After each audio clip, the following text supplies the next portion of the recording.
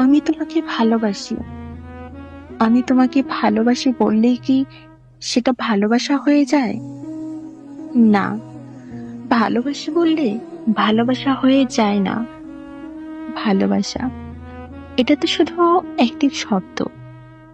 যেমন ধরো, আমি বললাম তোমার জন্য জীবন দিতে পারি, কিন্তু তাতে কি সত্যিই জীবন দেয়া হয়ে যায়? ভালোবাসার নেই কোনো ধরন, নেই কোনো চিত্র। ভালোবাসা প্রকাশ্যে হয় না, ওটা ওটা অনুভবেই ধরা দেয়। ভালো থাকার জন্যই ভালোবাসা।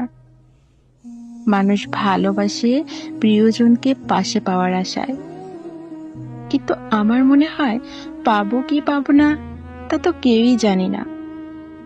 কারণ কারণ আমরা মানুষ, কখনই জীবন থেমে যাবে তার কোনো নিশ্চয়তা নেই। পাওয়ার আশায় ভালোবাসার চেয়ে যতটুকু সময় পাশে আছো সেই সময়টুকু প্রাণ ভরে ভালোবেসে আগলে রাখাই শ্রেয়।